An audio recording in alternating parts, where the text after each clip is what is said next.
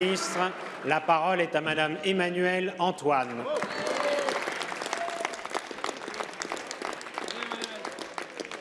Merci, Monsieur le Président.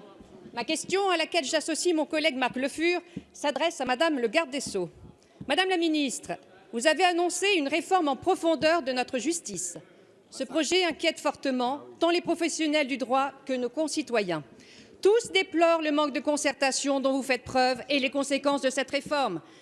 Nos concitoyens, particulièrement les plus modestes, et ceux des territoires ruraux qui ont déjà subi la perte d'autres services publics et l'augmentation des prix de carburant, seront demain de plus en plus éloignés de leur juridiction. Or, en éloignant les palais de justice des citoyens, vous mettez à mal la justice de proximité et vous ralentissez l'accès aux juges. De là à créer une justice à plusieurs niveaux et de véritables déserts judiciaires, il n'y a qu'un pas.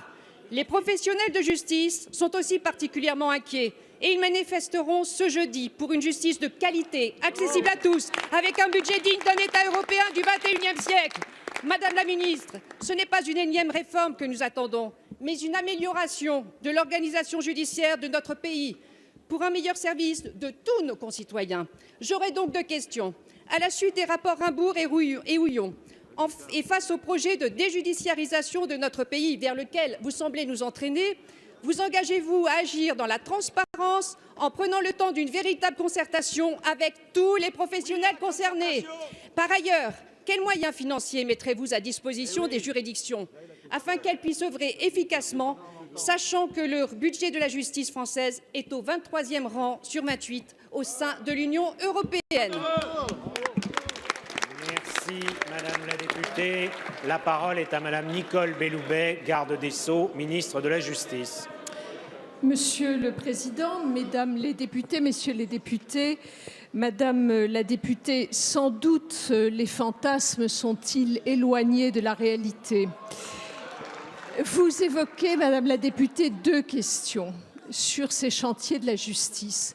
Vous me dites qu'il n'y a pas assez de concertation.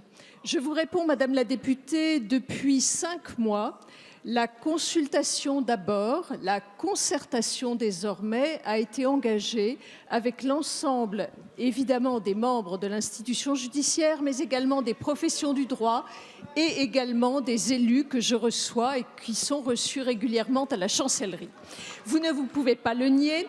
Sur le rapport Rimbourg et Houillon, dont vous faites état, plus de 200 personnes ont été reçues et plusieurs centaines de contributions ont été lues par les rapporteurs. Par ailleurs, Madame la députée, lorsque vous évoquez la question de ces rapports et que vous semblez les limiter uniquement à l'adaptation territoriale, je dois vous dire que c'est une vision tronquée de ce qui va se passer. Ce que nous souhaitons, Madame la députée, c'est réformer la procédure civile, la procédure pénale, la numérisation de la justice, l'efficacité des peines, nos prisons et bien sûr faire évoluer l'adaptation de nos juridictions sur les territoires.